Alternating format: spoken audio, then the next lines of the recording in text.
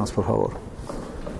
Bendito Padre Celestial, te agradecemos, Señor, este tiempo que nos das de poder estar aquí reunidos en este lugar para, escuchar lo que dices en tu palabra y poder discernir de ello en base a esta, metodología que estamos aprendiendo, Señor. Te pedimos que el Espíritu Santo que mora en cada uno de nosotros, abra los oídos, los ojos del Espíritu, para ser más iluminados por medio de tu palabra, Señor, y conocerte cada día más, para que tú vayas haciendo de nosotros la realidad de tu propósito de conformarnos cada vez más a la imagen de tu Hijo Jesucristo, Señor, que ese es el propósito que tienes para nosotros en esta vida, Señor, para que a través de nosotros Él pueda ser reflejado a aquellos que le necesitan.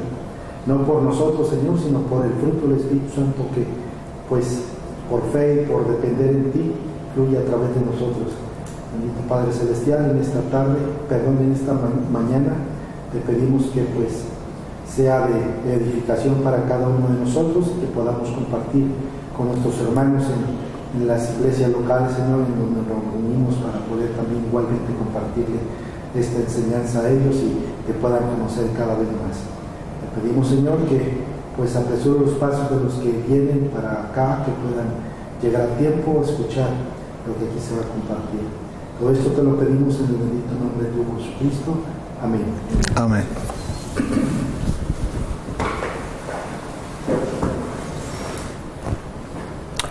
Hoy nos toca la segunda lección y vamos a hacer brevemente lo que vamos a estudiar hoy, la definición del método inductivo.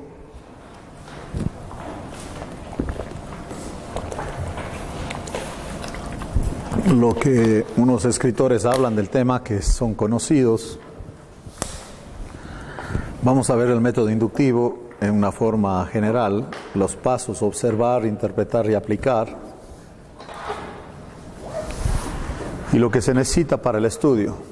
Primero, una buena versión de la Biblia. Yo siempre recomiendo la Biblia de Scofield, aunque mucha gente no le gusta Scofield, pero a mí me gusta porque él sí cree en las dispensaciones. Hoy día en el mundo evangélico más es la teología reformada, los pactos, que las dispensaciones. Entonces, nosotros nos quedamos en las dispensaciones. Necesitamos un cuaderno, algo para escribir, dedicar tiempo, un lugar donde hacerlo, empezar con un libro sencillo y obviamente como hizo Esdras. ¿Se acuerdan lo que él hizo?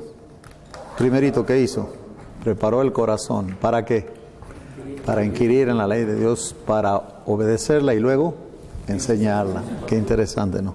Eso está en Esdras 7:10, eso es lo que vimos ayer. Entonces empezamos con el método inductivo del estudio bíblico, eso vamos a ver ahorita. Este método es algo científico, digamos que no se usa solamente en el estudio de la Biblia, se usa en muchos campos. Los detectives usan mucho este método, el método inductivo. Y es encontrar principios generales partiendo de premisas o datos particulares, de lo poco a lo más grande.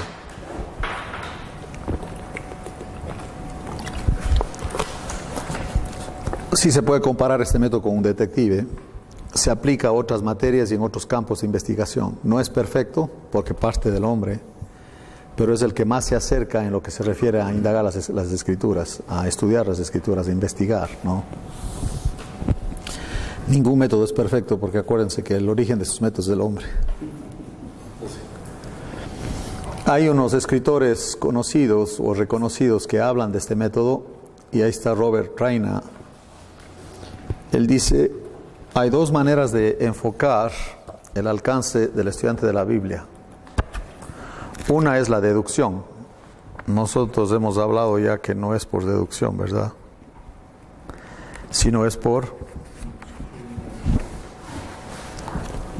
iluminación, exactamente. Déjenme leerlo desde acá.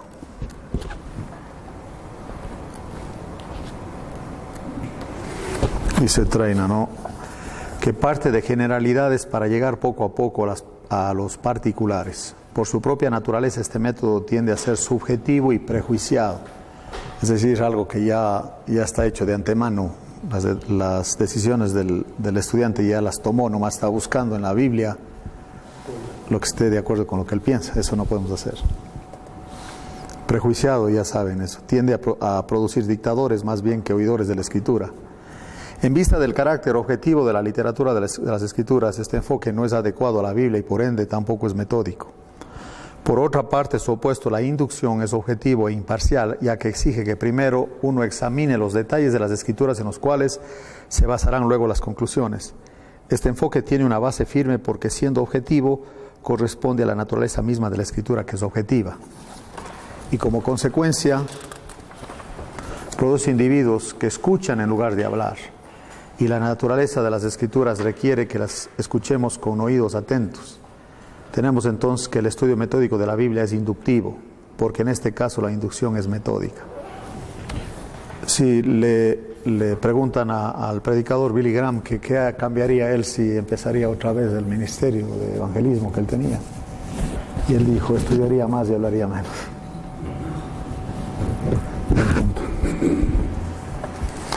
Adalum define el método inductivo enfocado que los comentarios y ayudas deben ser consultados solo después de haber hecho el esfuerzo personal de investigar directamente en las Escrituras.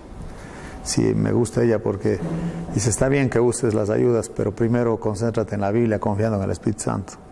Porque si no vas a ser solamente un eco, o lo que yo le llamo va a ser comida enlatada. En lugar de que sea fresca, directa de la Escritura, estás en enlatados de lo que lees, ¿no? Ok. Adalum dice, el método inductivo es el procedimiento de aprender mediante la observación de una serie de hechos para sacar luego una conclusión general, yendo de lo específico a lo general. Insiste, por lo tanto, en que al acercarnos al tema o texto abandonemos las ideas preconcebidas y las conclusiones aceptadas.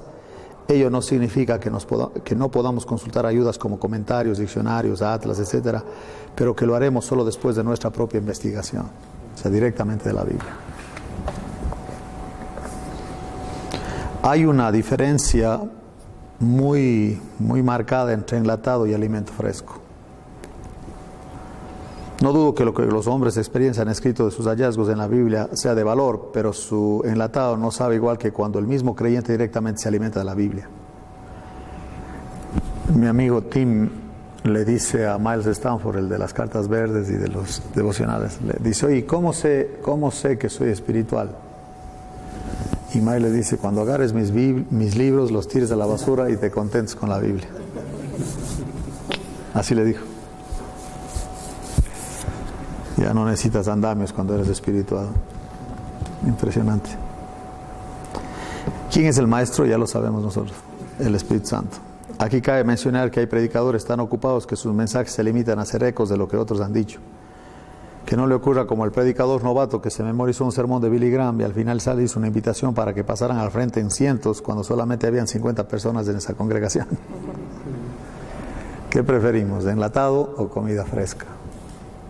Ya la respuesta es obvia, ¿verdad? Irwin Jensen también escribe, el método inductivo de estudio bíblico es científico en su orden de procedimiento. Primero, comienza con lo observable, ¿qué ve aquí? Segundo, continúa con lo interpretativo, ¿qué significa? Aboga por aplicación, ¿cómo le afecta esto? ¿Cómo me afecta esto que estoy descubriendo?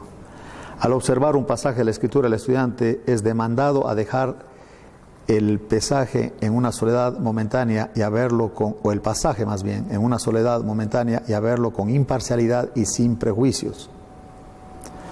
Así que los estudiosos del método inductivo concuerdan que este provee un acercamiento imparcial a la Biblia y por tanto es el más recomendable por la naturaleza del texto escritural.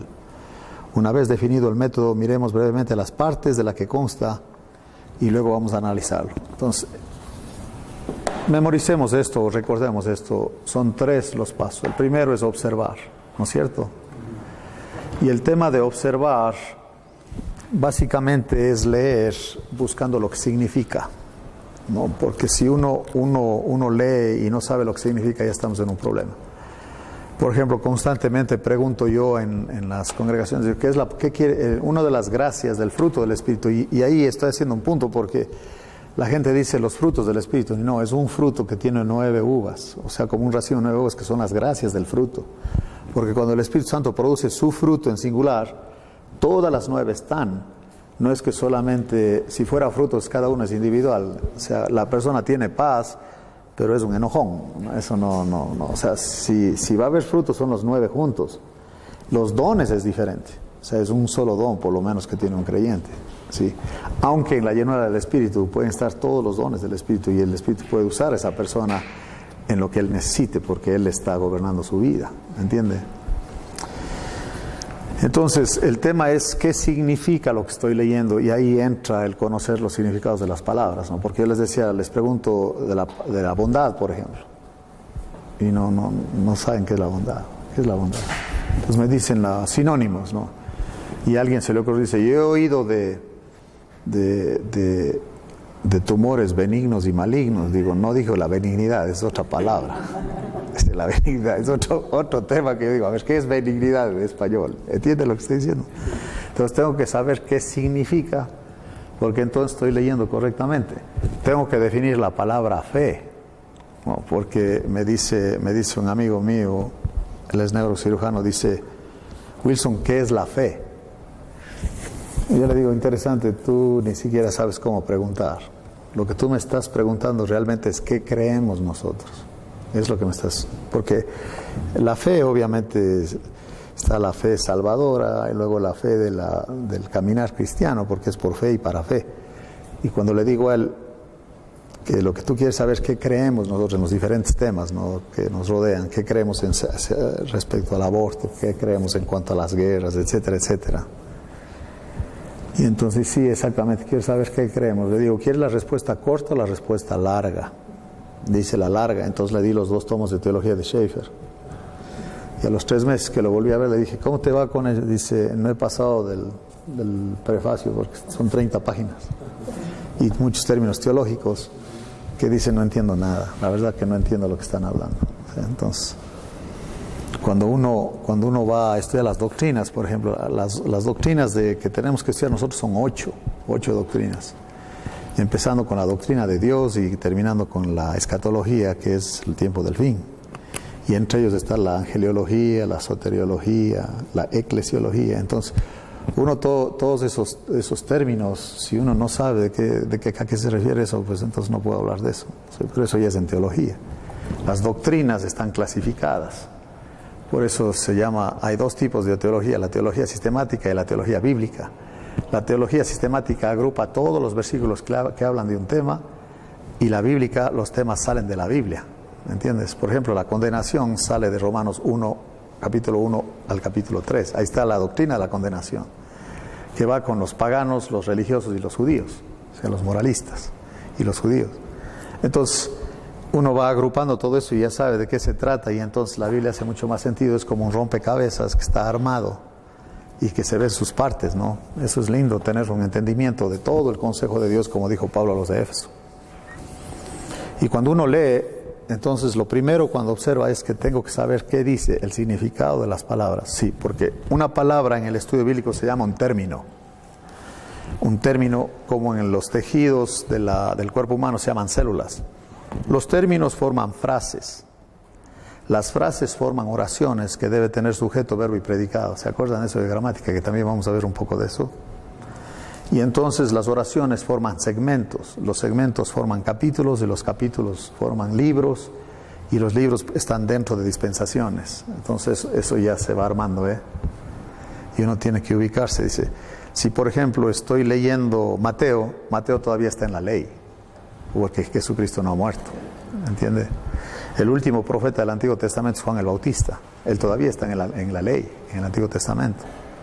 Como en el Nuevo Testamento, el profeta que más resalta es Juan, con el Apocalipsis, ¿sí? Pero Hebreos dice que antiguamente Dios nos hablaba, dice el escritor de Hebreos, que no sabemos quién es, a los padres por los profetas. Entonces, es interesante que en el Antiguo Testamento el mensaje de los profetas era a los judíos, ¿sí? Y hablaban de Cristo. O sea, todos los profetas del Antiguo Testamento, el tema era Cristo, su venida, lo que le iba a pasar, etc. 30% tenía que ver con el futuro, el resto era también el tema de Israel y los juicios de Dios a ellos. Eran como los heraldos o voceros del Señor, que qué juicio iban a tener por cuánto se habían apartado de Dios, o que se regresaran, ¿no? Entonces viene Cristo y se acaban los profetas del Antiguo Testamento porque ya no pueden hablar de Cristo ya está aquí. Entonces los profetas del Nuevo Testamento son totalmente diferentes. La tarea de ellos es ver que la gente no se desvíe de la palabra, o sea, ellos se quedan en la palabra, es la tarea de un profeta del Nuevo Testamento. No tiene nada que agregar, no hay más revelación. La última fue Juan, el apóstol Juan, que escribe Apocalipsis, ahí se sella la profecía. Y la única señal que la iglesia espera en cuanto a la venida del Señor es el arrebatamiento. De ahí para adelante pasa todo lo que dice Apocalipsis, pero nosotros ya no vamos a estar aquí. ¿Sí? Entonces eso, ¿qué dice? Tenemos que saber qué dice.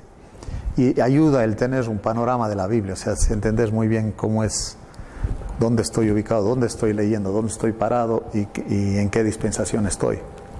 Y eso dice Pablo a Timoteo, que traza bien la palabra de Dios, que divide bien la palabra de Dios. Eso es las dispensaciones.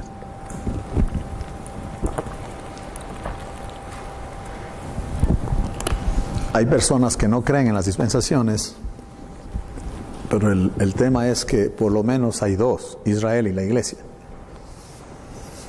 Pablo, para estar en la iglesia, tenía que convertirse a Cristo. O sea, él no es que Israel es la iglesia, eso ya lo sabemos nosotros. Está ahí la iglesia, están los judíos, están los gentiles. La iglesia está compuesta de judíos y gentiles, cosa que para Israel tenían que seguir la ley. O sea, todo hombre antes de Cristo tenía que hacerse judío si quería acercarse a Dios. Tenía que convertirse al judaísmo. Ahora ya no. Los gentiles no tenemos por qué hacer prácticas judías, eso de lavado de pies, eso de andar colgándose los 10 mandamientos. Aparte de la ley son 613 mandamientos, no 10 mandamientos. O sea, tendrían que cargarse 613 mandamientos en telitas como andan algunos. Es impresionante el judaísmo, los judaizantes modernos que están en la iglesia evangélica, cómo les obligan a guardar la ley, cosa que nosotros estamos muertos a la ley. No, la ley no tiene nada que ver con nosotros. El Señor ya la cumplió cuando murió. El muerto Él, la ley ya no tiene nada que demandarnos porque morimos juntamente con Él. Entonces la observación va por ahí, ¿no? ¿Qué dice? La interpretación es un poco más compleja porque hay reglas de interpretación, como 150 reglas de interpretación. Vamos a ver algunas. Una de ellas es que la Biblia se interpreta por sí misma. Sí, cuando uno piensa, por ejemplo, siempre me preguntan a mí, ¿quién decidió qué libro debe estar en la Biblia? Sabemos que la Biblia vino a través de los judíos. Ellos solo tienen 22 libros, porque no dividen como nosotros primero y segundo de Crónicas. Ese es otro dato interesante. Siempre dicen, cuando hay una lectura, dice, en Primera de Crónicas, no es Primera de Crónicas, es Primero de Crónicas, porque es libro. Primera de Timoteo es una carta, por eso es femenina, ¿entiende? Entonces, hasta en cómo nos expresamos, tenemos que revisar lo que decimos. Entonces los judíos tenían mucho que ver en eso, pero el peso más grande que tiene el libro que está en la Biblia fue por el Señor Jesucristo, porque Él valida los libros del Antiguo Testamento. Por ejemplo, cuando Él cita a Jonás, la señal de Jonás Él ya lo da como inspirado a Jonás. O sea, automáticamente entra, porque el Señor lo citó. Y aunque digan lo que digan, el Génesis es histórico porque el Señor lo valida cuando Él cita 2:24 de Génesis diciendo, por tanto dejará el hombre a su padre y su madre y se unirá a su mujer y los dos serán una sola carne, un solo ser. Él cita Génesis como histórico. Él no dijo que eran tradiciones judías, ni fábulas, ni un cuento, algo así. Entonces ahí sí que ya, sí, Él es la autoridad en cuanto a la Biblia. Entonces uno tiene que conocer todas esas reglas. Y por ejemplo, 650 versículos que dicen que la salvación es por fe, por gracia, y hay uno o dos que están oscuros, que de ahí se agarran para la pérdida de la salvación, tienes que quedarte con la mayoría, es una regla de la interpretación. Implica que esos dos versículos necesitan estudiarse más. Y obvio que en el libro de Hebreos, que es una homilía, no puedes sacar del argumento, porque es todo un argumento. Cuando habla aquí, hablando de deslizarse, o de los que ya probaron, y citan esos versículos para decir que ya no pierde la salvación, tendremos que leer el 12 cuando el Señor dice que a los hijos Él los disciplina. ¿Entiendes? Entonces, si es un hijo, no va a perder la salvación, va a ser disciplinado. ¿Entendido eso? Entonces, eso se ve acá. Y yo no puedo sacar el capítulo 12 del 10, del 6 y del 2 que usan para decir que ahí se pierde la salvación. Tienes que estudiar bien el libro de Hebreos, no puedes sacarlo de contexto. ¿Viste? Eso es muy importante. Y luego la aplicación, que es importantísima porque tiene que verse en la vida, ¿sí? ¿Quién es sabio entre vosotros? Dice 3:13 de Santiago. Miren lo que dice ahí. ¿Quieres conocer a un sabio? O sea, uno que realmente conoce la Escritura, que la interpreta bien, que la leyó bien, que sabe lo que significa, que sabe lo que dice. En 3:13 de Santiago dice, ¿quién es sabio y entendido entre vosotros? ¿Cómo sé yo eso? Ahí dice, muestre por la buena conducta sus obras en sabia mansedumbre. La mansedumbre la da el Espíritu Santo. ¿Sí? No ha habido alguien tan manso como el Señor. Él era impresionante, impresionante. Pero también cuando lo agarraban, no era de chocolate. A los fariseos les dijo de frente sepulcros blanqueados. ¿Se acuerda? Híjole, tremendo es. Entonces, al observar un pasaje de la Escritura, eres demandado a dejar el pasaje en una soledad momentánea y a verlo con imparcialidad y sin prejuicios. Por eso les digo que para mí ahorita cuando voy a la Escritura no sé nada. Quiero que la Escritura, el Señor me hable a través de ella. Yo no sé nada. No vengo yo que esto ya lo sé. No sé nada, la verdad. Pablo dice, el que piensa saber algo no sabe nada. Y el que sabe algo hágase ignorante. Porque el Espíritu Santo tiene que mostrarse. Si yo vengo con mis ideas, no se puede. La verdad que no se puede. Y más perdemos tiempo. De verdad se pierde mucho tiempo. Hay que investigar de una forma prolija el texto. Es como si fueras a comprar un auto.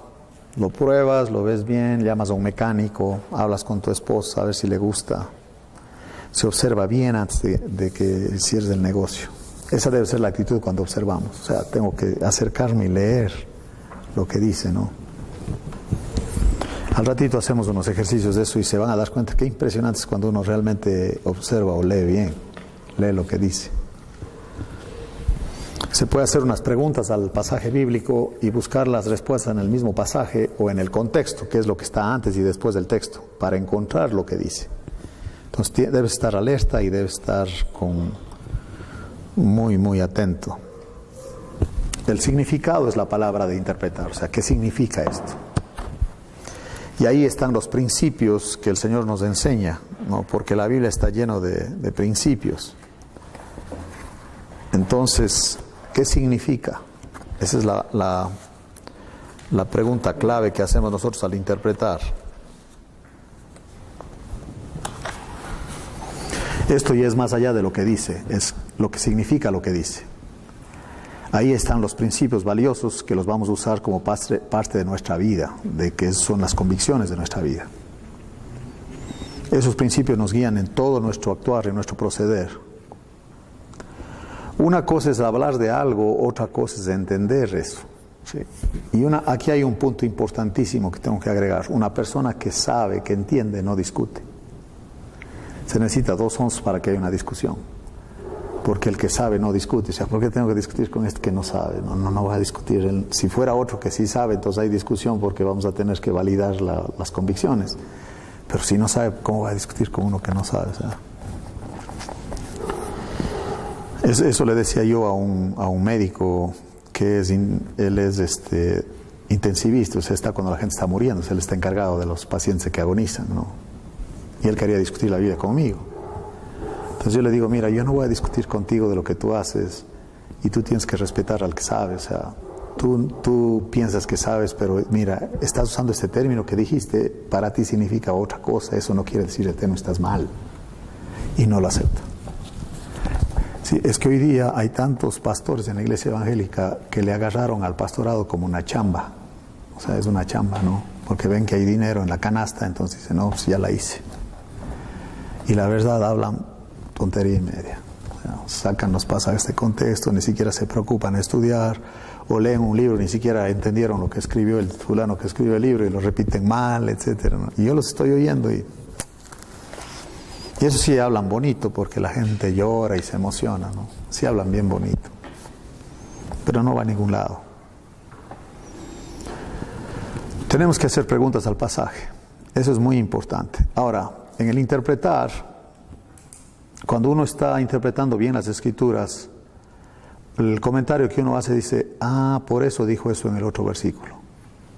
Ya me di cuenta. Se refería a eso, ok, está muy bien. La pregunta también es, ¿entiendes lo que lees?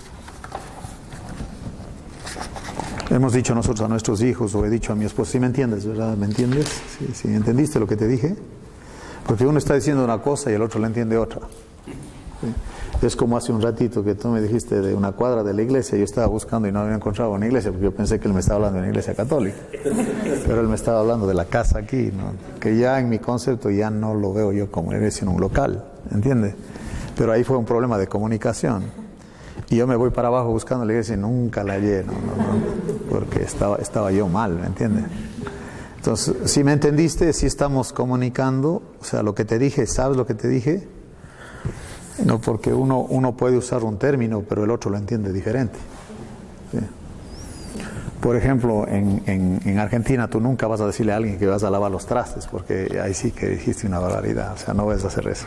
¿Sí? Los platos dirías allá. Pero aquí no tenemos problema en decir así, ¿entiendes?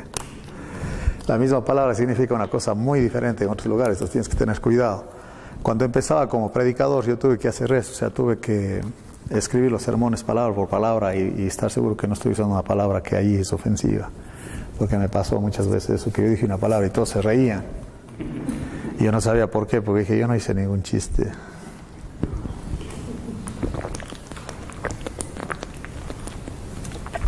Es que luego los hermanos me dicen, es que esa palabra aquí significa muy diferente, hermano. Uy. Ni modo, ya la regué. Y la aplicación tiene que ver con el uso de lo que estamos aprendiendo. O sea, tienes que ponerlo en práctica y solo así se valida la escritura en el sentido de que se vuelve real. No es una teoría, es real. En el aprendizaje es como cruzar un puente. Y eso es muy importante. O sea, el sabes es muy importante, ya lo sabes. El puente es la experiencia, lo usas, te apropias. Y del otro lado del puente está el aprendizaje. Ahora sí aprendiste. Ahora sí ya sabes, pero en la práctica. Y en la Biblia, cuando se habla del conocimiento, se habla del verbo ginosko, que es una palabra griega que significa conocimiento por experiencia. Sí. Dicen que si Agustín Lara hubiera conocido Granada, nunca hubiera hecho la canción. Porque la canción Granada que él hizo, esa Granada, él no conocía Granada. Él nunca estuvo en Granada, Agustín Lara. Pero la hizo imaginándose. Hizo una canción famosísima, pero eso digo que ellos dicen, si hubiera venido a Granada nunca hubiera hecho la canción, dijo, porque nada que ver. Pero eso es lo que dice, yo no conozco Granada tampoco, pero la canción está hermosa, ¿ve? Uno puede hablar de muchos lugares, pero si no has estado ahí, nada que ver. ¿Sí? El término de conocimiento bíblico es que tú estabas ahí, que tú sabes en la práctica. Vamos a ver dos versículos. Primero, Hechos 1.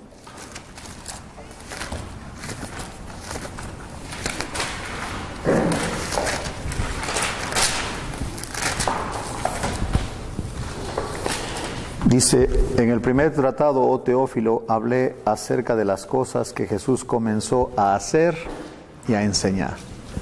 Si esto solamente es posible cuando alguien sabe, porque el que no sabe no lo va a hacer, pero como él sabe, lo hace para mostrarte lo que sabe y entonces te enseña. ¿Ve? El Señor está muy adelantado, Él sí es el maestro con mayúscula, el único maestro, porque Él lo sabe todo. Él está completo, no le falta nada. Entonces, Él hace lo que sabe porque ya es parte de su vida y luego te enseña. Eso es impresionante. ¿Sí? Es hermoso estar al lado de una persona que domina la materia, domina el tema y aprender de él. Cuando estudiaba en Canadá venían gente que Dios usó por muchos años en los Estados Unidos, por ejemplo Hudson Taylor Armadine, que fue el presidente de Wheaton College por muchos años, y él fue compañero de la Universidad de Billy Graham. Y este hombre también fue el presidente de la Asociación de Evangélicos de los Estados Unidos. Él representaba 50 millones de evangélicos en los Estados Unidos. Y él vino a donde yo estaba estudiando a enseñar por 2 semanas un curso de liderazgo institucionalidad, cómo empezar una universidad y desarrollarla, ¿no? Entonces yo me pegué a él comía con él, andaba con él, le hacía preguntas. Aprendí más de esos momentos que de la misma clase, porque todo lo que él me compartía era práctico. O sea, él era muy práctico. Me decía él, por ejemplo, que ahí en donde él trabajaba había gente enojada que no estaban de acuerdo en algo y venían a tratar de chantajearle diciéndole que si no hacían lo que ellos decían iban a renunciar. Y entonces él dice, yo lo único que les decía, considéralo bien porque es posible que acepte la renuncia.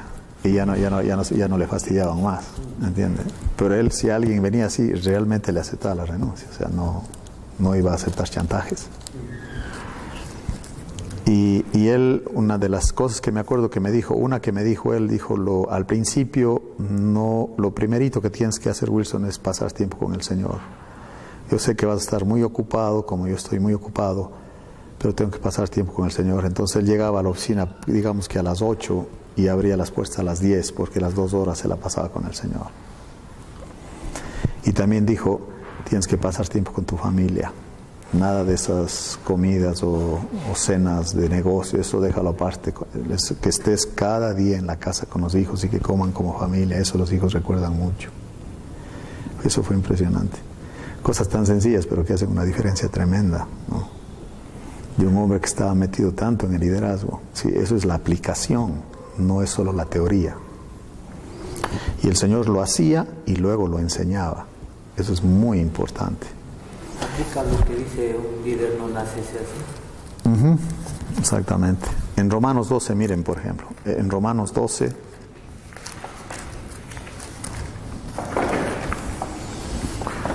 dice, no os conforméis a este siglo, que no te amoldes al mundo, sino transformaos por medio de la renovación de vuestro entendimiento. Nuestra manera de pensar tiene que cambiar. Ahí está el meollo del asunto. Porque como piensas, actúas. ¿Sí? Lo que crees determina cómo vives. Entonces tiene que ser transformado a una cosmovisión, a un worldview que sea bíblico. ¿Sí? Que nuestros valores sean bíblicos, las convicciones bíblicas. Renovar el entendimiento para que comprobéis, que es muy diferente para que probéis. Probar es muy diferente a comprobar. Comprobar es que ya estás adentro. Probar todavía estás afuera. ¿Sí? El que comprueba es el que ya está envuelto haciéndolo y dice, de verdad esto sí funciona, porque lo comprueba. La teoría te pone afuera, sí, no, este ya está adentro.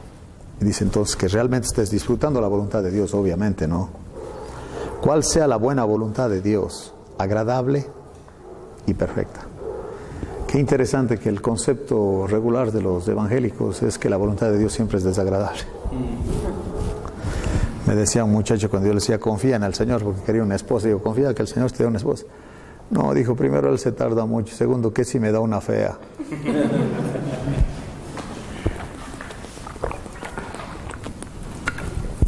Sí, para él la voluntad de Dios siempre es algo feo, nada que ver. Entonces en la aplicación es que ponemos en práctica lo que estamos aprendiendo y realmente se valora eso porque ya lo ves que sí funciona. Un ejemplo de esto sería cuando vamos al médico. Cuando nos examina, esa es la observación. Él diagnostica, que es la interpretación. O sea, tú tienes esto y luego te da una receta, es la aplicación. Pero tienes que tomar la medicina, porque si tú solamente vas, compras la medicina y nunca la ingieres, no te vas a mejorar. Ese es el punto. O sea, el valor de la Biblia es cuando la aplicas, no nomás cuando la repites. ¿Sí? Cuando el médico nos da una receta, él sobreentiende que vamos a la farmacia, compramos la medicina y la tomamos. Él está asumiendo que lo vas a hacer. Y aquí hay un dato bien interesante porque regularmente dice por 10 días, dice el médico, y uno se siente bien a los 3 o 4 días y ya deja de tomar la medicina. Y luego viene la famosa recaída que siempre dicen, no, tienes que terminar el ciclo de las medicinas que te dio. Si te dijo que eran 10 días, aunque te sientas bien, tienes que terminar los 10 días de la medicina. ¿Ve? Igual en la aplicación, uno encuentra una enseñanza y tenemos que contestar o responder a esta pregunta. ¿Cómo me afecta personalmente esta verdad? O sea, ¿qué parte de mi comportamiento, de lo que creo, debe cambiar en base a lo que ahora sé? ¿Qué voy a hacer con esto que he descubierto, que ahora veo? ¿Qué voy a hacer? ¿Lo voy a relegar, hacer a un lado y seguir con mi misma vida antigua? ¿O va a haber una renovación?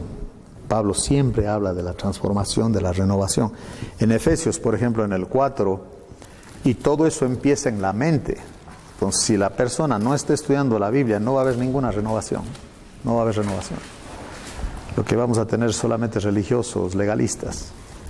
Dice, en cuanto a la pasada manera de vivir, el 4:22 de Efesios, despojaos del viejo hombre, que está viciado conforme a los deseos engañosos, y renovaos, ahí está, ¿dónde?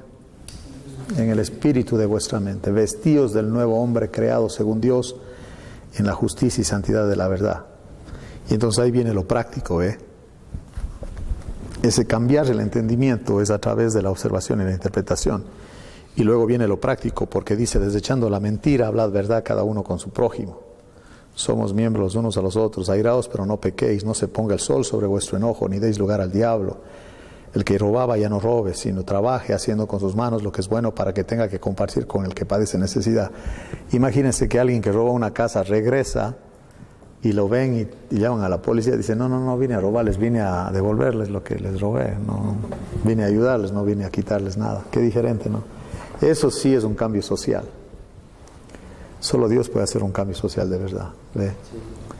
Ninguna palabra corrompida salga de vuestra boca, sino la que sea buena para la necesaria edificación, a fin de dar gracia a los oyentes.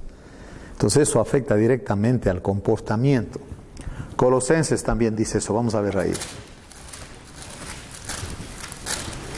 En Colosenses 1:9, por lo cual también nosotros desde el día que lo oímos no cesamos de orar por vosotros y de pedir que seáis llenos del conocimiento de su voluntad en toda sabiduría e inteligencia espiritual. Entonces ya nos quedamos con el conocimiento, ya tenemos la sabiduría que es espiritual, nuestra mente ya lo captó, lo aceptamos. ¿Para qué? Para que andéis, y es el comportamiento, como es digno del Señor. Ahora sí tu vida refleja al Señor, porque está basada en la Escritura y el poder del Espíritu Santo te capacita en esa vida, agradándole en todo, llevando fruto en toda buena obra y creciendo en el conocimiento de Dios, fortalecidos con todo poder, conforme a la potencia de su gloria, para toda paciencia y longanimidad, con gozo dando gracias al Padre que nos hizo aptos para participar de la herencia de los santos en luz, el cual nos ha librado de la potestad de las tinieblas y trasladado al reino de ¿quién? De su amado Hijo, en quien tenemos redención por su sangre, el perdón de pecados, lo que veíamos ayer. Entonces, ahora lo que quiero que veamos es, vamos a Efesios 4:22 primero, vamos a leer ahí. Lo que se requiere para el estudio bíblico, vamos a ver después de esto. Efesios 4:22 al 32. Dice, en cuanto a la pasada manera de vivir, despojaos del viejo hombre que está viciado conforme a los deseos engañosos y renovaos en el espíritu de vuestra mente. Ahí comienza. Impresionante que todo comienza en la mente. Santiago habla también de la anatomía de la tentación. Dice, cuando de nuestra concupiscencia somos atraídos y seducidos. Y eso empieza en el pensamiento. Renovaos en el espíritu de vuestra mente, vestidos del nuevo hombre creado según Dios en la justicia y santidad de la verdad. Por lo cual, desechando la mentira, hablad verdad cada uno con su prójimo, porque somos miembros los unos de los otros. Airaos, pero no pequéis, no se ponga el sol sobre vuestro enojo, ni deis lugar al diablo. El que hurtaba no hurte más, sino trabaje haciendo con sus manos lo que es bueno, para que tenga que compartir con el que padece necesidad. Ninguna palabra corrompida salga de vuestra boca, sino la que sea buena para la necesaria edificación, a fin de dar gracia a los oyentes. No contristéis al Espíritu Santo de Dios, con el cual fuisteis sellados para el día de la redención. Quítense de vosotros toda amargura, enojo, ira, gritería y maledicencia y toda malicia. Antes sed benignos unos con otros, misericordiosos, perdonándoos unos a otros, como Dios también os perdonó a vosotros en Cristo. Qué interesante que lo que remacha aquí dice, tenemos un ejemplo de lo que Cristo hizo en la práctica. Si realmente le entendiste, tú también vas a actuar igual, dependiendo en el poder del Espíritu Santo. ¿Está bien, no? Está claro eso. Ahora, ¿cuáles son algunos elementos necesarios para el estudio bíblico? Eso es muy importante. Nosotros tenemos que ver estos elementos.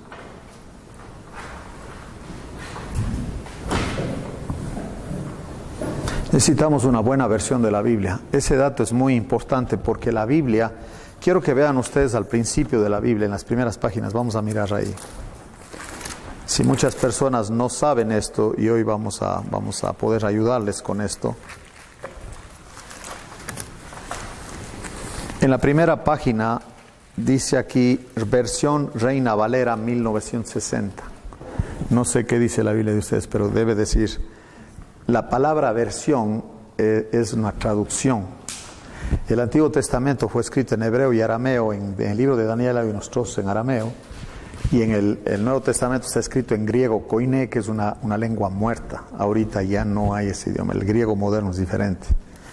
Entonces, cuando habla de Reina Valera, si ustedes le pasan una página,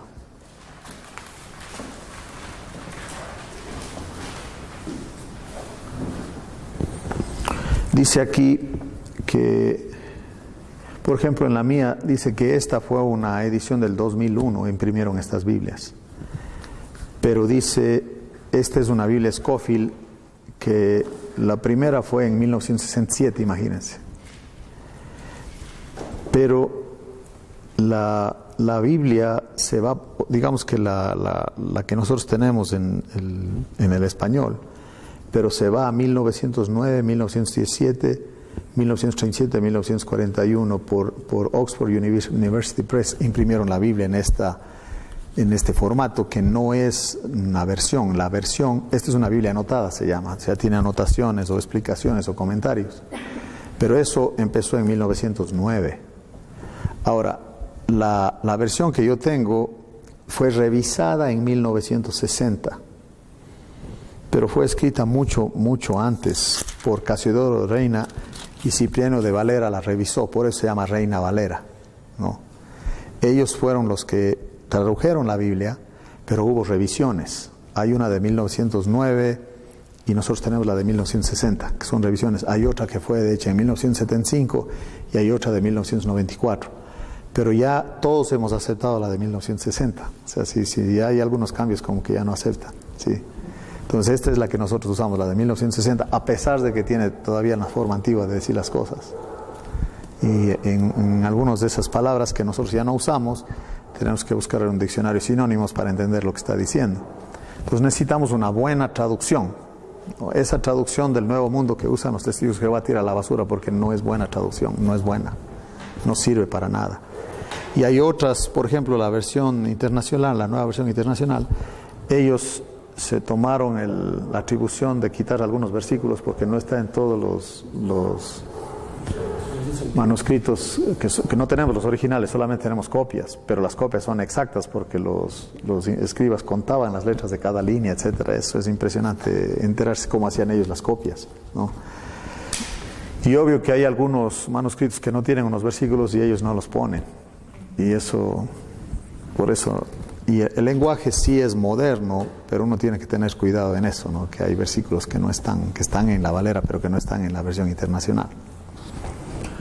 Una paráfrasis que vale la pena leerla, ese que dice Dios llega al hombre, que está hecho en un lenguaje moderno, entendible, vale la pena leerlo, pero tenemos que entender que es una paráfrasis, y en la paráfrasis ya es como un comentario. O sea, ya el que hizo eso, él ya está echando de su cosecha. No es una traducción literal. Ahora, si uno quiere una traducción totalmente literal del Nuevo Testamento, necesitas un interlineal, que en la parte de arriba está el texto griego y abajo la traducción exacta, literal de esa palabra. Entonces dice exactamente como dice el texto griego. Eso es bueno cuando uno se mete a estudiar para ver exactamente lo que dice. Y claro que sería excelente poder conocer algo de los originales para poder estudiar de los originales, pero eso ya implica mucho más estudio también. Entonces, la palabra versión es una traducción, ¿no? Y la traducción tiene que ser veraz al texto, no puede ser arbitraria. Entonces, debes tener una buena traducción. Nosotros usamos la Reina Valera, que es una buena traducción. Necesitamos poder escribir. Eso yo les recomiendo, porque a veces estás meditando, por ejemplo, si no lo escribes ese rato, después se te olvida y luego tienes que regresar a meditar. Nomás cuando te viene el tema, anótalo.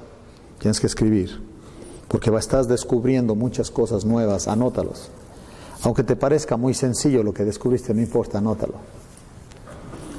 A veces estamos haciendo algo que nos permite pensar y de pronto nos viene una idea del texto, hay que anotarlo para luego verificar si eso realmente dice así o si yo estoy inventando. A veces tenemos que estar en una fila esperando un turno o lo que sea, y ahí podemos nosotros meditar. O sea, vale la pena tener uno de esos Nuevos Testamentos pequeñitos con nosotros para ir leyendo e ir meditando en lo que dice, ¿sí? Aprovechando el tiempo. Entonces, sí, anótalo, ese es el punto, hay que anotarlo. Eso requiere tiempo, y lo mejor que puedes hacer es dedicar tiempo cuando estás bien despierto, no cuando estás cansado, no. Hay gente que dice que leen la Biblia en la noche, pero amanecen acostados encima de la Biblia porque se quedan dormidos. De hecho, un remedio para dormir es leer la Biblia. Si no puedes dormir, agarra una Biblia, ponte a leerla y vas a ver cómo te quedas dormido. O si no, arrodíllate para orar, y según eso tú estás orando, pues te quedas dormido. A la carne no le gusta nada de eso, entonces ya dice, ya mejor ya me duermo ya.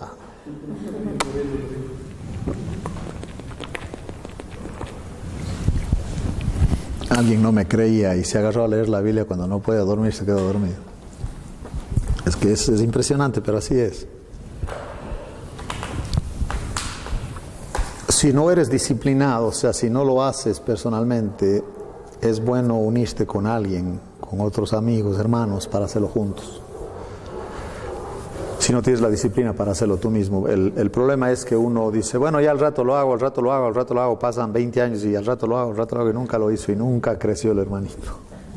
¿Sí? Porque nunca estuvo en contacto con el alimento. Es bueno que compartas también lo que estás aprendiendo, ¿no? El hecho de, por ejemplo, compartir esto que estamos viendo con otros, el que más aprende es el que comparte. Tú te vas profundizando más, o sea, por eso a mí me gusta compartir, porque es cuando más aprendo, especialmente cuando me hacen preguntas, y algunas preguntas que yo no sé la respuesta, eso me manda a averiguar, entonces ya estoy estudiando, ¿me entiende? Ahora, si te pones de acuerdo con alguien que en tal día de la semana nos vemos para compartir lo que estamos estudiando, eso va a hacer que antes de ver a tu amigo, a las personas con las que te vas a reunir, tú ya leíste lo que iban a tratar, entonces eso de cierta manera te ayuda a disciplinarte. También si hay alguien de la iglesia que puede discipularte, un líder de la iglesia con el que puedas verte, ayuda muchísimo. Se requiere tiempo, hay que invertir tiempo en esto, y es el mejor tiempo invertido, porque cuando uno está en la escritura, afecta todo lo que uno hace, las decisiones, cómo se porta, cómo ve a los demás, etcétera. Cuando el Señor, dijo el Señor que lo que está allá en el corazón habla la boca. Entonces yo puedo darme cuenta cuando una persona está estudiando porque quiere hablar de eso. O si no tienen preguntas, porque es obvio que están estudiando y entonces tienen preguntas. Pero el que no estudia no quiere hablar. Y de hecho yo me doy cuenta cuando estoy en un estudio bíblico del que menos estudia o no cree regularmente en el estudio sarcástico y siempre está metiendo bromas, ¿sí? Porque él quiere participar y no tiene otra manera de participar sino haciendo eso. Entonces yo siempre le digo, mira, estudia para que ya no tengas que hacer eso. Y luego se dan cuenta que yo sí me doy cuenta que están haciendo, ¿sí? Son irónicos, se burlan, porque como no saben, esa es su manera de participar, haciéndose los joviales, ¿no? Digo, pero ponte a estudiar para que no tengas que hacer eso. Y luego se dan cuenta. Y yo les digo, yo hacía eso. Sí, uno tiene que estar en cierta manera decidido a hacerlo y simplemente hacerlo. Entonces hay provecho y avanzamos, ¿no? Necesita tiempo. Les va a parecer curioso, pero se necesita designar un lugar para eso. Entonces cada vez que llegas a ese lugar o pasas por ahí, ya te acuerdas si lo hiciste o no lo hiciste. Entonces es bueno tener un lugar. A mí me impresionaba Juan Del. Juan Del tenía en un cuarto, no era su oficina, pero era un cuarto de lectura de él. Tenía la mesa así y un montón de libros abiertos con esos pinzas de la ropa, para colgar ropa, en las páginas donde iba leyendo, ¿no? Entonces él estaba leyendo todos esos libros a la vez. Entonces tú entrabas ahí y veías, este ya casi termina. Entonces cuando pasaba por ese cuarto, dice, no he leído, mejor me meto. Y le sigues, ¿me entiendes? Eso era lo que él me enseñó, en una forma práctica. Dice, mira, tienes que hacer serio esto de siempre estar leyendo, estudiando, aprendiendo. No te puedes quedar estancado. Entonces el tener un lugar ayuda muchísimo. Es como han visto que las señoras que les gusta coser siempre tienen un cuarto donde dice el cuarto de costura. Entonces cuando entran ahí, ¿qué van a hacer? ¿A ver televisión? No, ahí está la máquina, entonces van a hacer algo de costura, ¿entiende? Lo mismo dice el cuarto de planchado. Pero está bien raro que alguien diga, es el cuarto donde yo estudio. Está bien raro eso. Ahí eso crea una responsabilidad, porque cada vez que vas por ese cuarto vas a decir, hoy no lo he hecho, hoy no he estudiado, necesito meterme. Otra cosa importante es la concentración. Hay quienes se quejan diciendo que mucho ruido, la gente les estorba. Si eres una de esas personas, tienes que buscar un lugar que se acomode a cómo tú estudias. Saben que para mí el mejor lugar para yo estudiar es un parque donde hay mucho ruido, mucha gente. Porque como donde yo crecí no tenía quietud, preferí irme al parque porque ahí me concentro. O sea, tengo que estar concentrado en lo que estoy haciendo porque si no, no voy a avanzar. Iba yo a la biblioteca del pueblo y me distraía. Era demasiado silencioso. Si alguien se movía me distraía porque rompía el silencio. En cambio, donde hace todo ruido, ya tú ya esperas eso, entonces te concentras en lo que estás leyendo, ¿no? Y así le saco mucho provecho. O sea, prefiero leer donde hay ruido que donde no, donde todo está calladito, ¿no? Ahí me duermo. Por ejemplo, a veces que estoy en la playa, ahí sí me gusta leer por el ruido. La gente gritando, la playa, el mar. Estoy con mi librito, yo aprovecho. Sí, cada quien tiene su estilo, pero hay que hacerlo. O sea, pongo un lugar para eso, ¿no?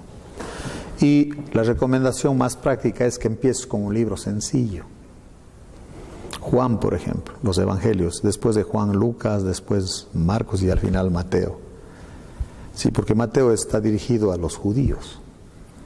Entonces una persona que no conoce la ley o no conoce el Antiguo Testamento, difícil entender a Mateo. Y lo peor es que lo aplican a la iglesia, cuando eso es para los judíos. Por ejemplo, Mateo 24, 25, que tiene que ver con el fin, eso tiene que ver con judíos, no con la iglesia. La iglesia ya no va a estar cuando eso va a pasar. Y ahora que estamos estudiando Apocalipsis, llegamos a ese versículo donde dice que dos estarán en la cama, uno será dejado y el otro será tomado, donde están asustados. Dijo, o sea, que se va a ir solo mi esposa y me quedo yo, o me voy yo y se queda mi esposa. Digo, no es por ahí. Ya cuando le explico, dijo, pero o sea que uno le saca de contexto totalmente. Es que en ese pasaje lo que está diciendo que hay dos grupos, el que cree y el que no necesariamente que va a dividir las parejas, eso no quiere decir, ¿entiende? Entonces hay que empezar con un libro sencillo. Cuando la gente que lee piensa que tiene que leer el libro, eso es lo que es la lectura, ¿no? Desde el principio. Y empiezan con Génesis y se traban en números, por ejemplo, con las genealogías. ¿Qué sentido tiene esto? Cuando tiene mucho sentido, porque cada nombre de los judíos tiene un significado. Y si ustedes ven en la genealogía, los nombres tienen el mensaje del Evangelio. Está establecido que el hombre, un pecador, muera, pero que va a venir el Salvador. Ese mensaje está en los nombres de las genealogías. Si ustedes agarran el significado de cada nombre, ahí está el mensaje del Evangelio en la genealogía. Interesante. Porque el Señor asignaba los nombres de las personas y cada nombre tenía un significado. Y ahí está el Evangelio. Eso me parece que está en las notas no sé si es en el pan fresco o en el estudio. En las cronologías está, ¿verdad? Ahí está el análisis de la importancia de las genealogías, ¿no? Ahora, a un libro, cualquier libro que uno lee como este, hoy leí el capítulo 5, no leí el 1. O sea, no, lee lo que tienes interés, no el tema que tienes interés. No necesariamente tienes que leer desde el principio. Pero claro, vas a leer todo, pero puedes leer desde acá o desde acá, no, eso no hay problema, ¿entiendes? A no ser que el libro sea una novela, entonces no puedes leer el final, ¿no? O sea, pero ya, la verdad yo no les recomiendo mucho las novelas. Si quieren distraerse, pues está bien, pero hasta ahí nomás. Porque me dicen a mí, ¿sí has leído el libro este de la cabaña? No sé qué. Digo, sí, lo leí. ¿Y qué te parece? Pues léelo si quieres. ¿Qué quieres que te diga, no? ¿Qué te voy a decir de eso? No, dijo, está impresionante. Digo, no, pues sí. Yo podría decirle, mejor lee la Biblia, hombre, pero no me parezco sarcástico, demasiado exagerado, que no sé qué, nada que ver, dogmático, sí.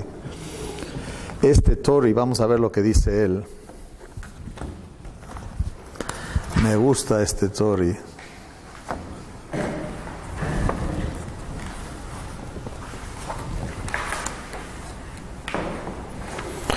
Escójase un libro comparativamente fácil. Algunos libros de la Biblia presentan graves dificultades que no se encontrarán en otros libros. Es de desearse encontrar y vencer estas dificultades más tarde, pero este no es el trabajo para un principiante. Cuando las capacidades hayan sido educadas por el uso, puede hacer esto provechoso y satisfactoriamente, pero en el principio el estudiante pronto se va a encontrar con tropiezos. Si van a leer, por ejemplo, Apocalipsis, la gente se asusta con Apocalipsis, que no le entienden. Ya que estamos estudiando, dicen, no, qué libro tan hermoso. Y ahorita que estamos viendo el cielo mejor. Imagínense que los cimientos son 12 piedras preciosas. Yo les decía el otro día que estábamos viendo el cielo ya en Mission, me parece, no, fue en Monterrey. Digo, si han visto esa película que se llama Romance in the Stone, que fue filmada en Colombia, supuestamente persiguiendo una esmeralda de este tamaño. Y el tipo se termina en la esmeralda de un lagarto, me acuerdo. Y aparece él al final de la película con botas de lagarto y con un barco que se ha comprado con lo que vendió la esmeralda. O sea, tanto dinero por una esmeralda de este tamaño y en la Nueva Jerusalén va a estar de cimiento. Y tiene 2.400 kilómetros de largo, 2.400 de ancho y 2.400 kilómetros de alto. Las medidas de un cubo, ¿no? Entonces uno dice, no, pues es de otro mundo, eso no. Pero digo, y todo eso que ustedes ven de ciencia ficción, de esas naves o ciudades espaciales, ¿de dónde creen que sacaron esa idea? Digo, hasta Shrek, cuando habla el burro, ¿han visto? ¿De dónde creen que sacaron a un burro hablando? Pues de la Biblia, cuando el asna le habló al profeta Balaam. Todos sacan de la Biblia, sí. Y eso de los querubines cuidando el árbol de la vida, ¿se acuerdan? Con sus espadas, que no se acerquen a tomar impresionante. Sí, un punto importante es obedecer, aunque uno no entienda muy bien, simplemente haz lo que dice ahí. Y lo que resulte es valiosísimo. Hay que usarla. Es lo que nosotros llamamos la apropiación, o sea, que te apropias y lo usas.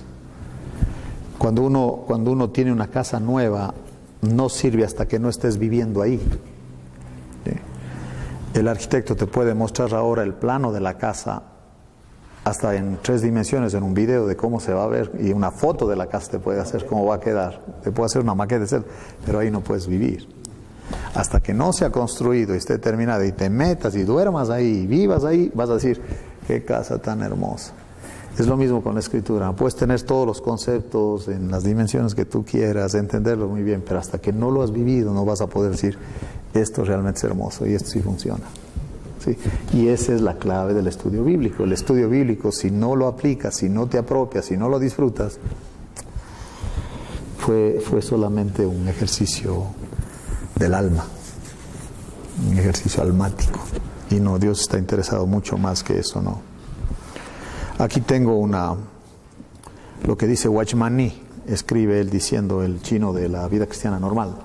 Dice él, muchos profesan que han visto las verdades de la Biblia. Lo profesan y dicen.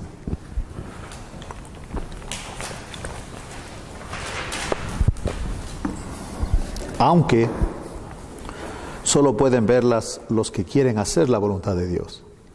Este querer hacer la voluntad de Dios es el resultado del obrar persistente del Señor en nosotros. Sí, esto vale la pena leer Filipenses 2.13. Miren lo que dice Filipenses 2.13. Porque ni siquiera es nuestra intención, eso es lo demasiado maravilloso de esto. Es Dios obrando en nosotros. En Filipenses 2.13 dice, porque Dios es el que en vosotros produce así el querer como el hacer por su buena voluntad. Él no solamente te pone el deseo, sino también que lo hagas, porque así es la voluntad de Él. Dice, este querer hacer la voluntad de Dios es el resultado del obrar persistente del Señor en nosotros. No pensemos que no cuesta nada ver la luz. Cada vez que la vemos es a la vez algo precioso y costoso. Algunas veces tenemos que ser tratados por medio de experiencias severas por parte de Dios antes de que podamos ver una cosa. Cuanto más dispuestos estemos a pagar el precio en todas las ocasiones, mayor será la luz que podremos ver. Nuestra obediencia nos va a llevar a otro acto de obediencia que a su vez nos traerá más obediencia. Una luz va a inducir a otra luz y así sucesivamente.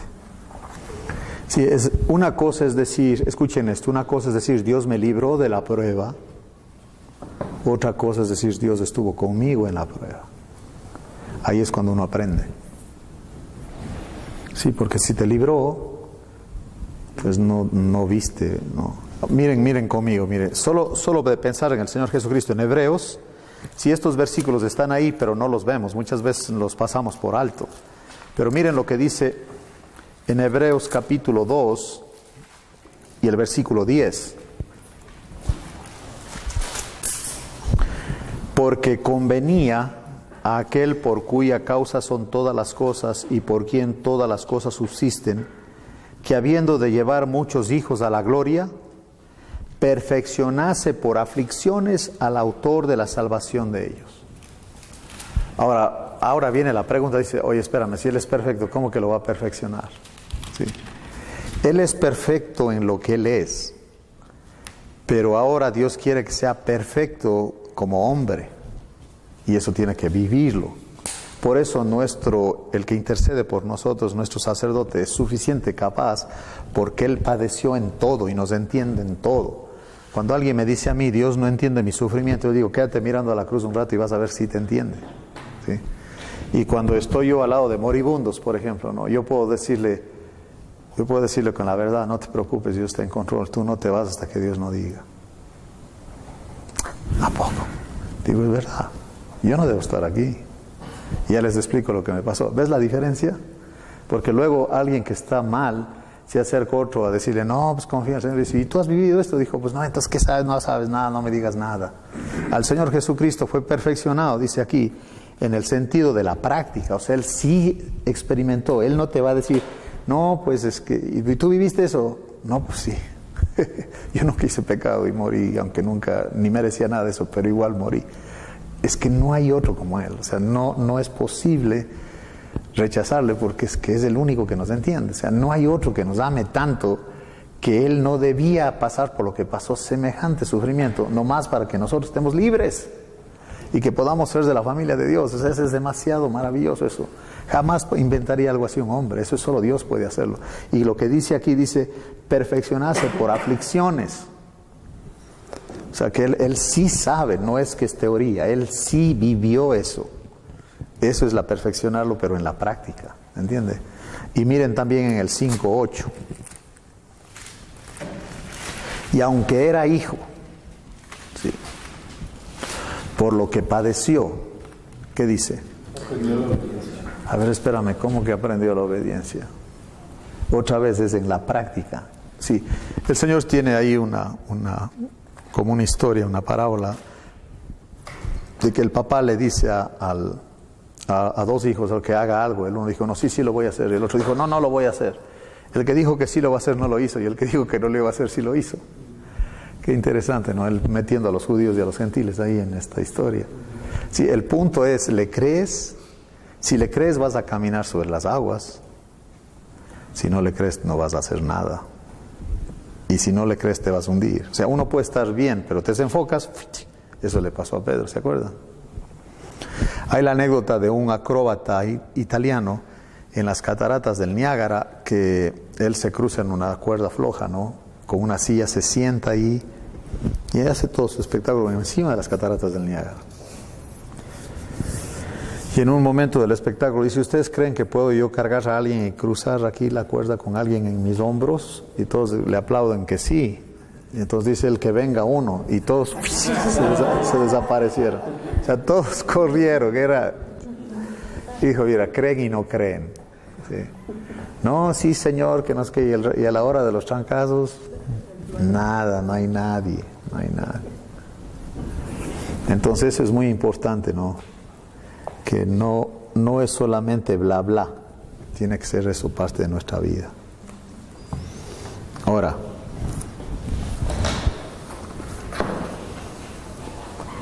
estudiamos la Biblia para crecer, eso ya lo vimos ayer, ¿verdad? Para crecer espiritualmente, ese es el alimento.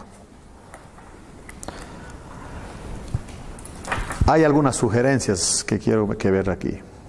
Las ideas, lo que hemos dicho, las frases y las oraciones están relacionadas.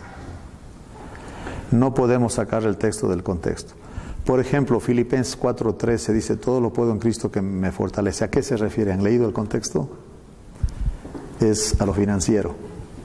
Vamos a ver ahí.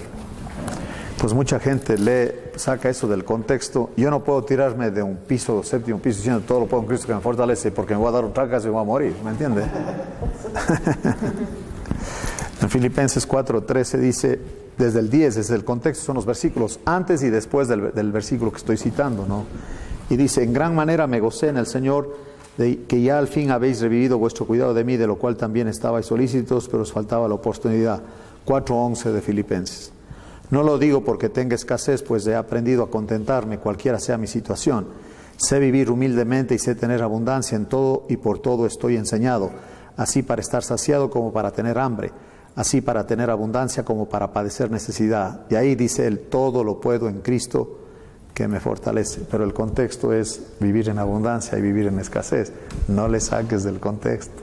¿Ya entendió?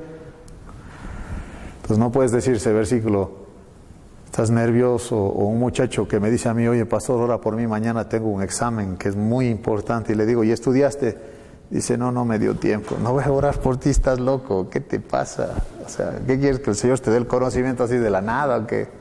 Pero no dijo, no estudié, pero todo lo puedo en Cristo que me fortalece. A eso me refiero, porque va al examen y dice, todo lo puedo en Cristo que me fortalece, como el dicho que dicen, van a hacer algo, lo que sea, dice, como primero Dios, dice, o en el nombre de Dios. No jala ahí, no entra eso, ¿entiende? Está sacando todos esos conceptos fuera del contexto. Ahora, las ideas están relacionadas, eso es muy importante. También ustedes van a descubrir en el estudio que hay pasajes que son paralelos o libros que hablan de lo mismo. Por ejemplo, Romanos y Gálatas deben estudiarlos juntos porque hablan de lo mismo. Lo mismo Efesios y Colosenses hablan de lo mismo, ¿no? Y si ustedes, por ejemplo, ven las cronológicas y ven el Evangelio de Juan, es bien interesante que se parece muchísimo. Porque las cronológicas, como es Génesis empieza con la creación. Y Juan 1:1, ¿qué dice? Empieza con la creación. Y luego que Él vino al mundo, habitó entre nosotros, etc. Y uno puede ir viendo en las cronológicas cómo el tema del Antiguo Testamento, todo es Cristo y lo que Él va a hacer. Y en el Evangelio de Juan, como cuando en el 8 dice, Abraham vio mi día, y ya estamos en Génesis 22. Es bien interesante cuando uno va comparando los libros, cómo hablan de los mismos temas. Y uno dice, wow, impresionante cómo Dios es exacto en todo lo que hace. Y si ustedes, por ejemplo, se fijan en Lucas y Hechos, son bien parecidos, porque el doctor Lucas, él se fijó mucho en la vida pública del Señor, que él usaba su tiempo para enseñar y para orar.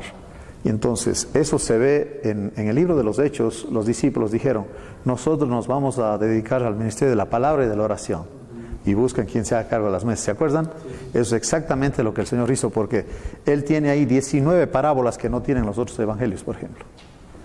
Y Lucas pesca muy bien cómo el Señor enfatizaba en la enseñanza y cómo enseñaba a la gente, a todo tipo de gente. Eso ustedes pueden ver ya en el libro de Lucas.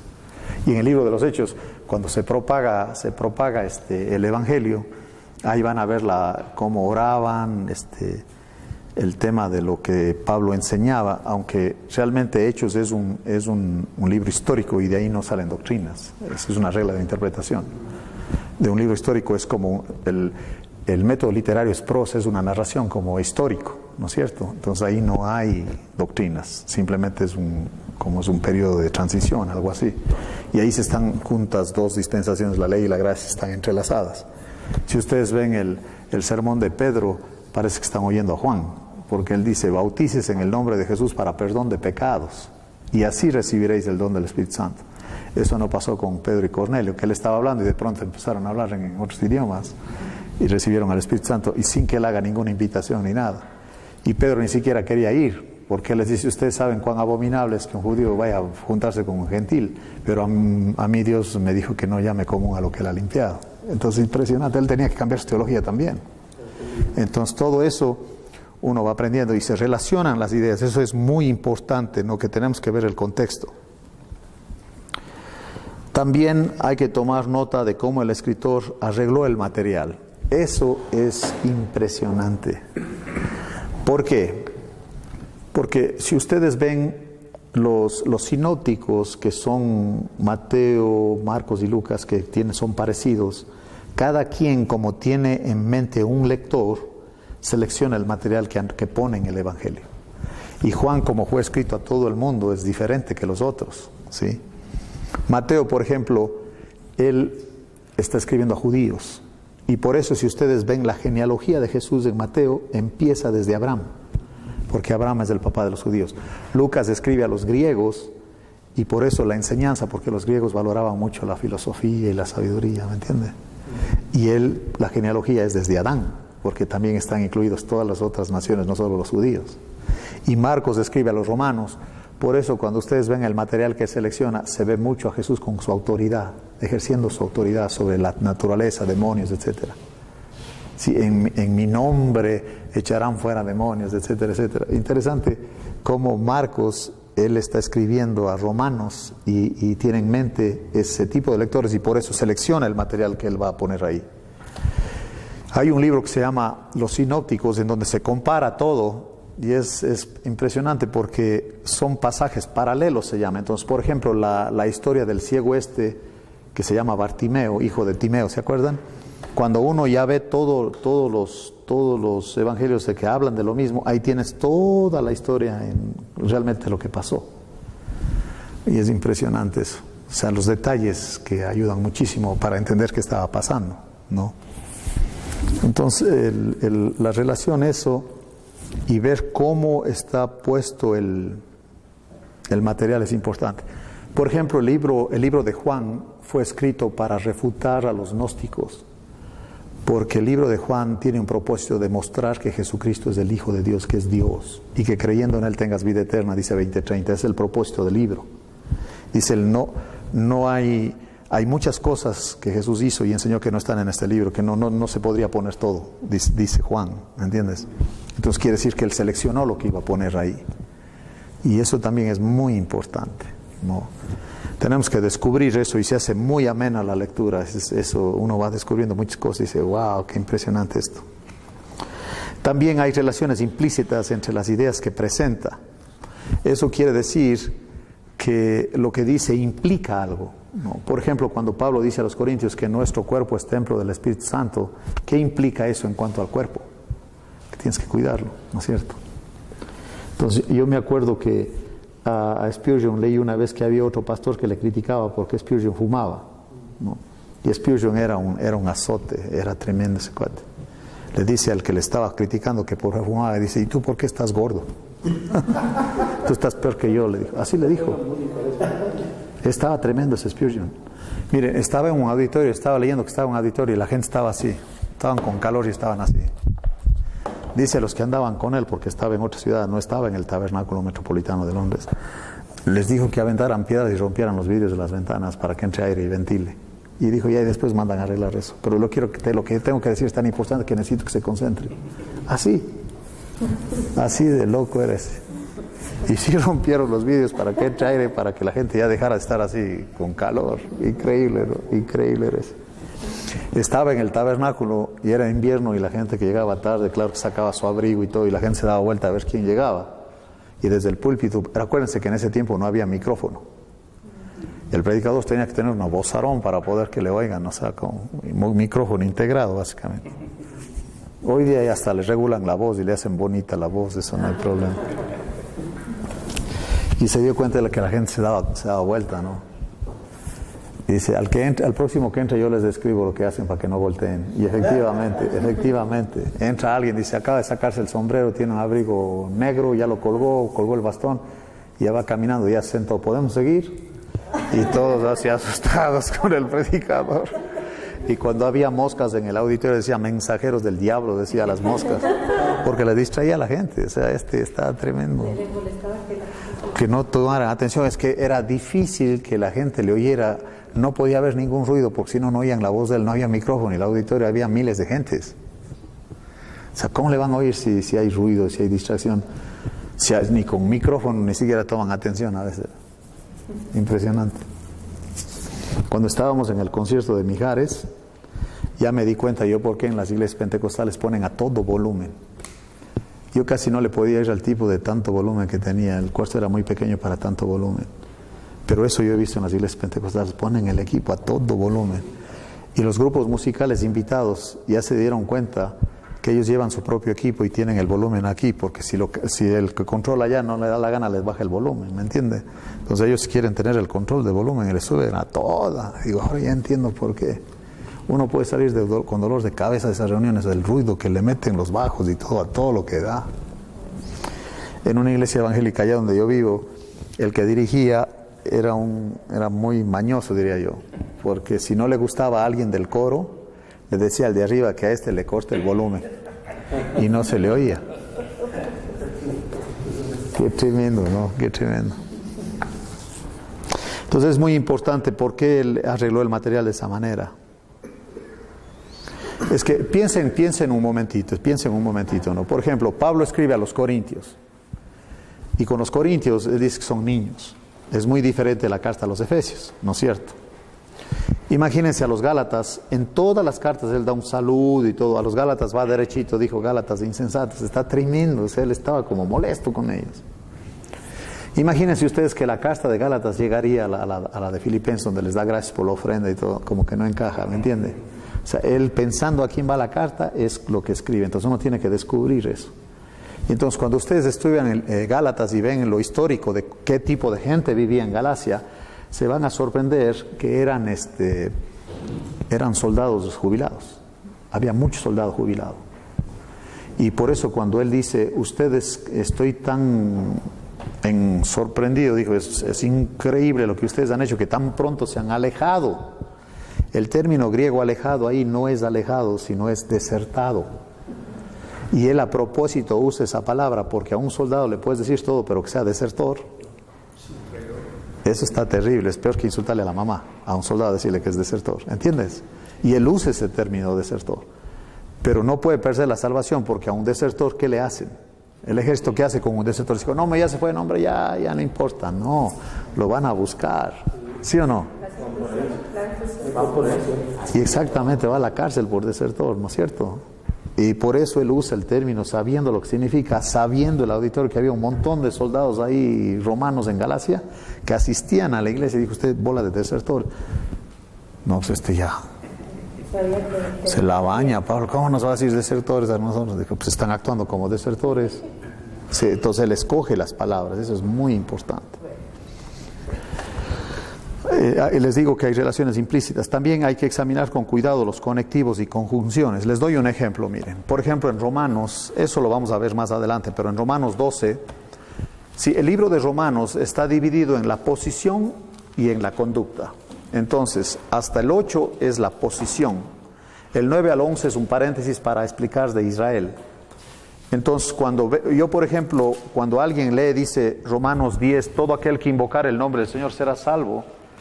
Sí, la idea aquí es que al nombre que está invocando es al Señor Jesús, el Mesías, porque es judío, un judío está reconociendo que es el Mesías.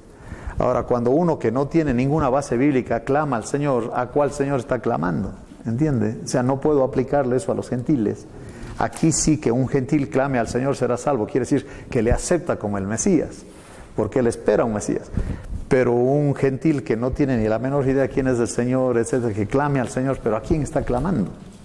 ¿Ve el punto ahí? Ahora, obviamente el Señor es misericordioso, pero tenemos que ubicarnos. Y del 10 al 11, eso es con Israel, está hablando a Israel en esos 3 capítulos. Pero el 12, él comienza con esta, es una unión, él une con esta expresión así que. ¿Sí? Así que está basado en todo lo que te he dicho, así que. O sea, ya está la base, así que, ¿me entiende? Entonces lo que sigue está basado en lo que ha dicho antes. Pero si yo les comparto el 12 en adelante sin darles las bases del otro, el así que no hace ningún sentido. ¿Entiende? Es como si nosotros los papás dijéramos, no, verás hijito, aquí nosotros pagamos la luz, aquí comes la comida del refrigerador y tú no tienes que poner nada, aquí no pagas arriendo, aquí tienes transporte, aquí tienes cuidados médicos, tienes cariño, tienes amor, así que tienes que hacer lo que nosotros te decimos. ¿Entendió? Aunque si yo le digo que tiene que hacer lo que yo le digo, pero si no tiene ninguna base aquí, el argumento está bien hecho, porque ya aquí está, dice, os ruego por las misericordias de Dios, que es todo lo que vimos hasta ahora lo tenemos por misericordia. Ahí está enlistado todo lo que nos ha hecho Él, nos ha dado Él, justificación, santificación, identificación, apropiación, el Espíritu Santo muerto a la ley, etcétera. Todo lo que está ahí por misericordia y por las misericordias de Dios, basado en eso, ahora preséntense ustedes porque les conviene. Nadie les ha amado tanto como Él, les ha dado tanto como Él, entonces mejor ahora preséntense a Él. ¿Sí? Ya hace sentido la unión que dice, así que. Ya. Lo mismo está en Efesios 4, miren lo que dice ahí. En Efesios 4, 17 dice, esto pues, ahí podríamos decir por tanto, ¿no? Y es en base a lo que somos los 3 primeros capítulos, que es la posición del creyente. Así pues digo y requiero en el Señor. ¿Cómo que me va? O sea, está demandando un tipo de comportamiento, pero que está basado en lo que eres.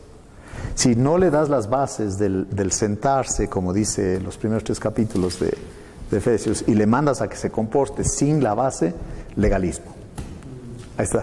Si uno lo lee así, lejos de los 3 primeros capítulos, cuando dice esto, pues digo, que está refiriéndose en base a lo que ya hemos visto, quién eres en Cristo, debes comportarte como tal, dice, requiero en el Señor que ya no andéis, que no te comportes como los otros gentiles que andan en la vanidad de su mente. Ahora ya hace sentido. Pero si yo no tengo la base y les mando a que se comporten, se convierte en legalismo, porque básicamente estoy pidiendo que lo hagan en la carne. Y lamento que la mayoría lo hace así. La mayoría demanda un comportamiento sin ninguna base en el espíritu ni nada. Y eso no funciona. ¿Ok? No sé si puedo hacer un comentario de aquí de Romanos 10. Sí, adelante. En relación al Evangelio, que usan mucho estos versículos del 9, del 10 y del 13 para compartir el Evangelio. Y los exhortan a estos versículos. Entonces, el Evangelio se distorsiona porque los llevan a que ellos hagan algo. Y el que recibe tampoco tiene bases. Por eso ya se dan cuenta por qué estudiamos las cronológicas con todos primero, para luego darles el Evangelio, porque ya entonces ya tienen bases. Yo no ocupo un Salvador si no estoy perdido. El momento que ya la persona dice, sí necesito un Salvador, entonces ahora podemos hablar del Señor, ¿no? Ayuda mucho esos materiales. ¿Qué pasaría de un mudo, no, ahí? Que si confesas con tu boca. Por eso. Él no puede hacerlo. Pero otra vez a un judío se le demandaba un cierto tipo de, como Pedro cuando le dice que se bautice en el nombre de Jesús, y a nosotros en el nombre del Padre, el Hijo y del Espíritu Santo. O sea, ¿por qué es diferente? Porque para ellos bautizarse en el nombre de Jesús quería decir que aceptaban a Jesús como el Mesías. ¿Entiendes? Y eso que a un judío le vean que está bautizando en el nombre de Jesús era horrorizarse. Este ya se hizo cristiano, este ya nos abandonó, ya no es judío, ahora ya es cristiano. Y el nombre cristiano era despectivo, no crean que era una cosa buena que te digan cristiano. Ahora, hay que ver exactitud en las ideas, o sea, la Biblia no se contradice, eso es muy importante. Los efectos de la causa, o sea, lo que ocurre es por algo, y ahí dice la Biblia, ¿por qué actúa así? Por ejemplo, los pecados son el efecto de la causa, que es el pecado, la naturaleza. Y muchos no entienden eso, le toman al pecado como los actos y no ven la fuente. Entonces, como no ven la fuente, no ven al hombre viejo crucificado, y ese se vuelve un problema. Porque entonces, decía Penn Lewis, si no conocen el asunto de la carne, y no conocen lo que pasó en la cruz con el hombre viejo, quien manda en sus vidas es la carne, ¿verdad? También dice las preguntas que se contestan, hay que ver eso, ¿sí? Debo añadir aquí que hay parábolas que el Señor las interpretó. Por ejemplo, la del sembrador, el Señor la interpretó y esa es la interpretación. Hay otras que nosotros tenemos que interpretar, ¿sí? Por ejemplo, les doy un ejemplo brevemente, ¿no? El tema del buen samaritano que se llama ahí, ¿no? Recuerden ustedes que eso fue dicho a los fariseos. Eso fue hecho estaba hablando con los fariseos. Y dice que un ladrón le deja medio muerto a alguien, ¿no es cierto? Los ladrones. ¿Quién es el que roba, hurta, mata? El diablo, ¿no es cierto? Le deja medio muerto. Y entonces pasan los religiosos, que era un sacerdote y un levita. ¿Cuál es la diferencia entre un sacerdote y un levita? ¿Por qué decir eso, un sacerdote y un levita? ¿No eran los sacerdotes los levitas? Sí, pero tenían funciones diferentes. Es que todo levita, él debía ser sacerdote porque viene de Leví, ¿no es cierto?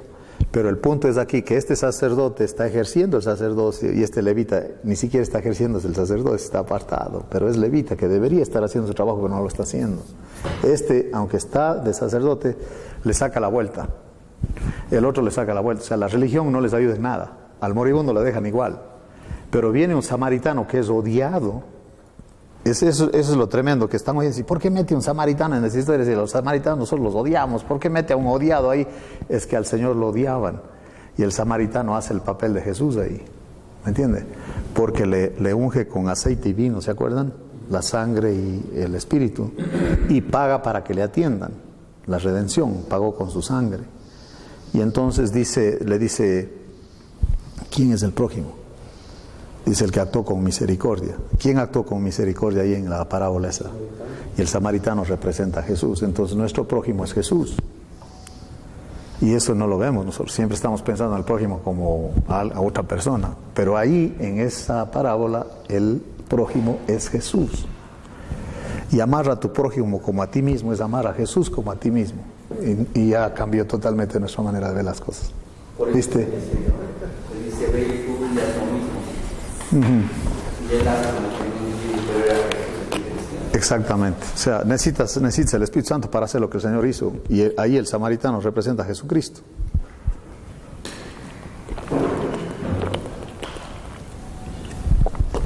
Y así hay muchas parábolas que cuando yo les oigo la interpretación está mal. Digo, oye, lee bien, observa bien lo que está pasando ahí y que el Señor te abra los ojos.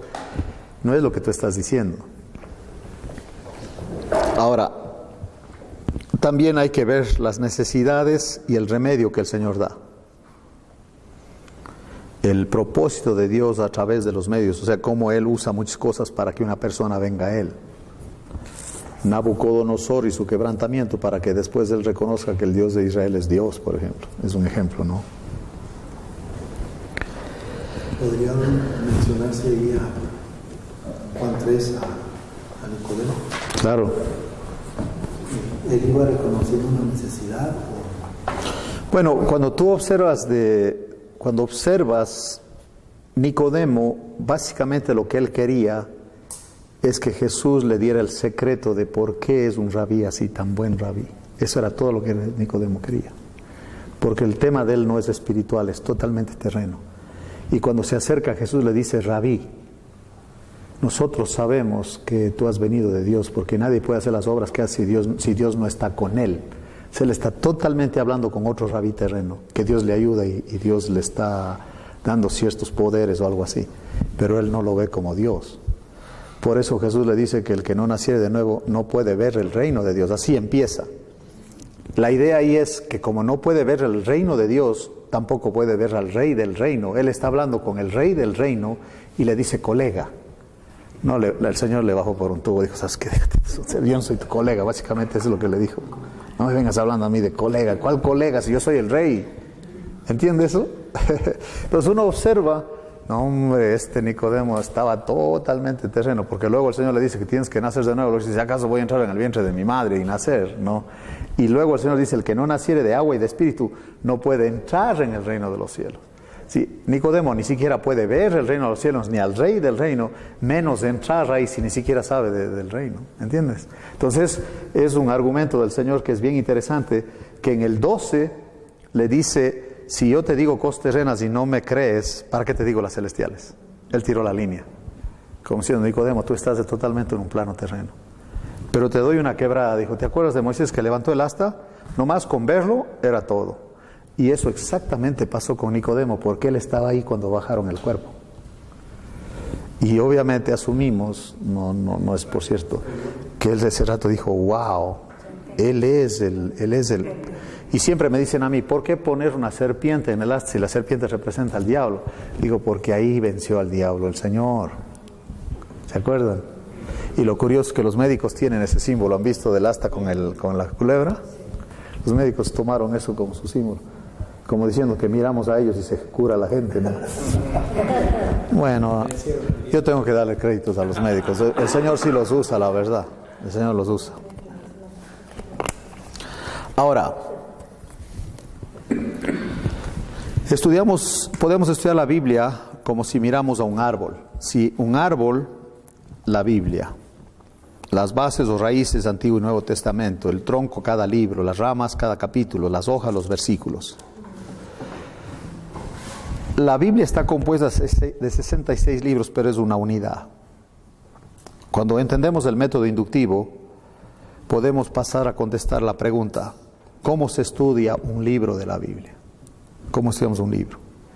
Esto es lo que nos toca en la lección número 3.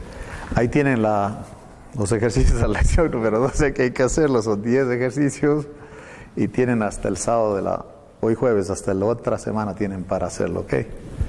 Esa es hasta aquí la lección, Roberto. Aquí terminamos la lección. La tarea de ayer y de hoy. Tienen hasta el sábado de la siguiente semana.